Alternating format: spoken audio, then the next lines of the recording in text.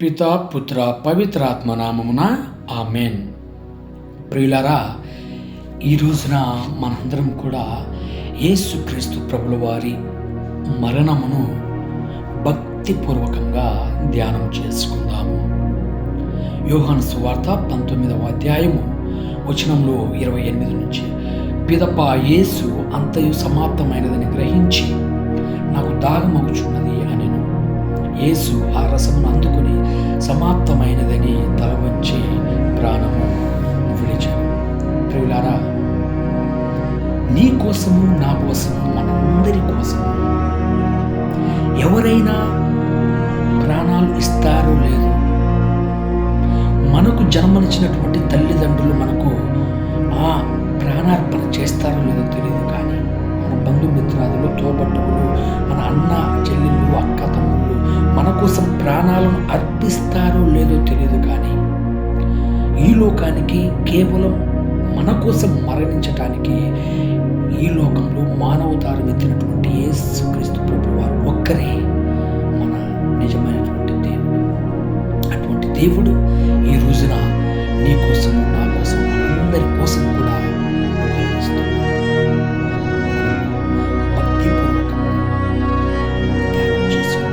యేసుక్రీస్తు ప్రభువు వారు సిలువపై పలికినటువంటి 7 మాటలను భక్తిపూర్వకంగా మనం కూడా ధ్యానం చేసుకుంటాము.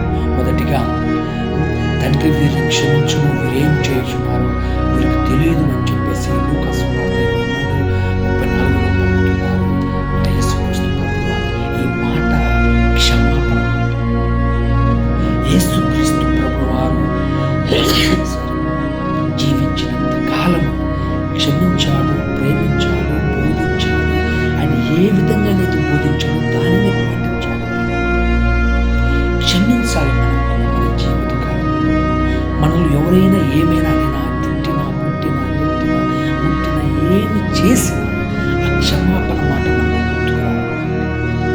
అందరూ శిక్షించారు, అందరూ దూషించారు, సిలువ వేశారు, ముళ్ళ కిరీటం పెట్టారు, కొరడాలతో కొట్టారు, ఉమ్మి వేశారు, ఈడ్చారు, లాగారు, వాళ్ళు ఇష్టం వచ్చినట్లు అన్ని చేసినా మరణించే ముందు ఆయన పలుకుతున్నారు, ప్రభువా వీరు ఏమి చేయించున్నారు, వీరికి తెలియదు అని చెప్పేసి. వాళ్ళకి తెలియదా వాళ్ళు ఏం చేశారో? తెలుసు. కానీ యేసుక్రీస్తు ప్రభువు వారు మనపై ఉన్నటువంటి ప్రేమను కనపరుస్తూ, మన పాపాలను మనం క్షమిస్తూ వారికి ఏం తెలియదు అంటున్నారు. ప్రియబిడ్డ, ఈ రోజున మనం మారుదాం. ఈ మాట ద్వారా క్షమించేటటువంటి యొక్క తత్వాన్ని మనలోకి రావాలని మనందరం కూడా ధ్యానం చేసుకుందాం. అదేవిధంగా రెండవ మాట, నిజముగా నేడే నువ్వు నాతో పరదైసులో ఉండేదు అని చెప్పేసి లూకా సువార్త 23:43 ఈ యొక్క రక్షణ మాటను ఒక మంచి దొంగకు ఆయన అనుగ్రహిస్తున్నాడండి. మంచి దొంగకు చివరి క్షణములో రక్షణ కలిగింది, పరలోకంలో స్థానం కలిగింది, మారాడు, మారిపోయాడు. నిజమైనటువంటి క్రీస్తు ఈయనే అని చెప్పేసి, ఈయనలోనే రక్షణ ఉందని చెప్పేసి ప్రవక్తలు ప్రవచిస్తుంటే మెస్సయ్య ఈయనే అని చెప్పేసి ఎంతోమంది అద్భుతాలను పొందారు. ఈయన వలనే ఎంతోమంది రక్షణ పొందారు. ఈయన వలనే, ఈయనే క్రీస్తు, ఈయనే మెస్సయ్య అని చెప్పేసి యేసుక్రీస్తు ప్రభువు వారిని కనుగొని అక్కడికక్కడే అంటున్నారు, ప్రభువా నీకు ఏమాత్రం అర్హత లేదు ఈ యొక్క మరణం పొందుటకు. నేను అర్హుణ్ణి, నేను బాధ్యుణ్ణి, నేను యోగ్యుణ్ణి, నేను పాపినయ్య, నాకు రావాలి మరణము, నీకు కాదు అని చెప్పేసి ఆయన మారి మనందరికీ కూడా ఒక ఉదాహరణమైనటువంటి జీవితాన్ని కనపరుస్తున్నారు ఈ మంచి దొంగ.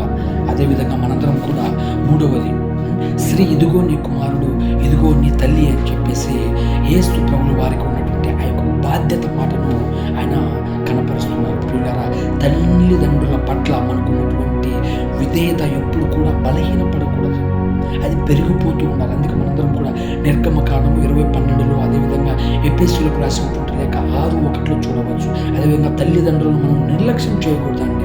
సామెతలు 23:22 చూసుకోవచ్చు. అదేవిధంగా ఆ కుటుంబ పట్ల బాధ్యతను కలిగి ఉండాలి మనం. 1 తిమోతి 5:8 ఈ విధంగా మరణించే ముందు కూడా యేసుక్రీస్తు ప్రభువుల వారు ఆయనకున్నటువంటి తల్లిపై ఉన్నటువంటి ప్రేమను, కుటుంబంలో ఉన్నటువంటి బాధ్యతను కనపరుస్తున్నారు మన యేసుక్రీస్తు ప్రభువు వారు.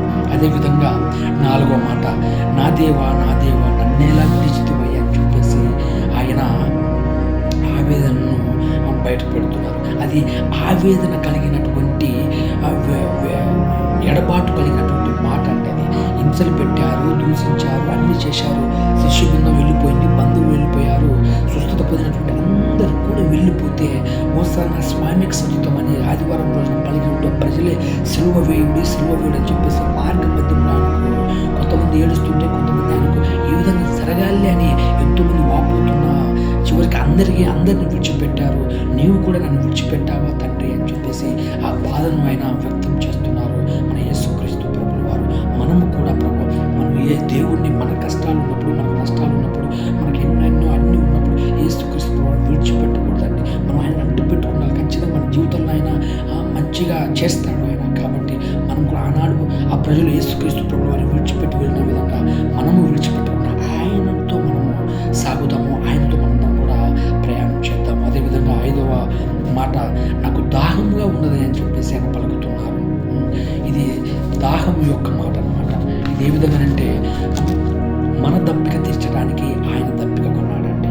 మన విశ్వాస యొక్క దప్పిక తీర్చడానికి యోహాను 7:37 చదివితే మన కోసం ఆయన దప్పిక కొన్నాడు.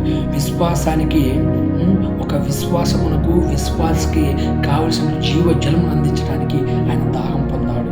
ప్రకటన 22:17 చదువుకుంటే అదేవిధంగా ఉగ్రత నుండి రక్షించడానికి మనందరి కోసం ఆయన దాహం పొందాడు. రోమిలోకి రాసిన లేక 5:9. అదేవిధంగా మనల్ని నీతిమంతులుగా మలచడానికి ఆయన దాహం పొందాడండి. రోమిలోకి రాసిన లేక 5:9. అదేవిధంగా మనకు నిత్య రక్షణను కలుగ చేయుటకు ఆయన దాహం పొందాడండి. మన కోసం ఆయన దాహం పొందాడు. అది శారీరక దాహం కాదు, ఆత్మల దాహం, ఆత్మను రక్షించడానికి కలిగినటువంటి దాహం. మనం కూడా అటువంటి దాహము మనం కూడా కలిగి ఉండాలని ఈ శుక్రవారం రోజున ప్రార్థన చేసుకున్నాము. అదేవిధంగా సమాప్తమైనది అని చెప్పేసి సంపూర్ణత యొక్క మాటను ఇక్కడ ఆయన మనందరికీ కూడా తెలియజేస్తున్నారు. ఇంకా పూర్తయిపోయింది, నెరవేరబడింది, అప్పు తీర్చబడింది, దేవుడు మనుషుల రక్షణ కోసం ఇచ్చినటువంటి కాలం పూర్తయిందని చెప్పేసి, ప్రవచనాలు పూర్తయ్యాయని చెప్పేసి, సాతానుపై జయం వచ్చేసిందని చెప్పేసి ఆయన చెప్తున్నారు. కార్యారంభం కన్నా కార్యాంతం మేలు అని చెప్పేసి ఈ యొక్క సమాప్తమైనది అని చెప్పి పలుకుతున్నారు. ఏం సమాప్తమైనదంటే ఈ లోకానికి వచ్చాడు, సువార్తను బోధించాడు, ప్రవచనాలు నెరవేర్చబడ్డాయి ఈయన ద్వారా. ఏం చేయాలో ఇవన్నీ చేసేసాడు. ఇంకా మనం ఏం చేయాలంటే ఆయనను సంపూర్ణంగా ప్రేమిస్తూ, సంపూర్ణంగా ఆయనను విశ్వసిస్తూ, ఆయన బోధించినటువంటి బోధనను ఈ లోకంలో మనందరం కూడా ఇతరులకు ప్రకటించాలని. అందుకే మత్తయి సువార్త 20:19 సకల జాతి జనులకు ప్రపంచంలో అన్ని చోట్ల వెళ్ళి మీరు సువార్తను ప్రకటించడానికి పలుకుతుంది.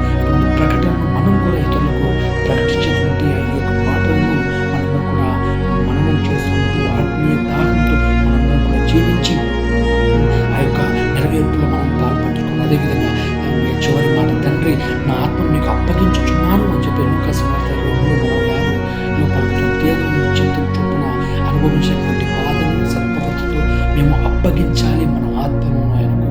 ఆయన అన్ని సంపూర్ణ విశ్వాసానికి ప్రతీక అండి.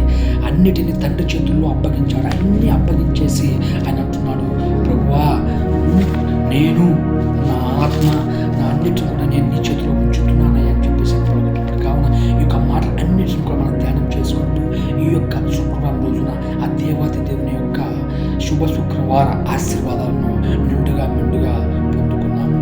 దేవాది దేవుడు మనల్ని దీవించి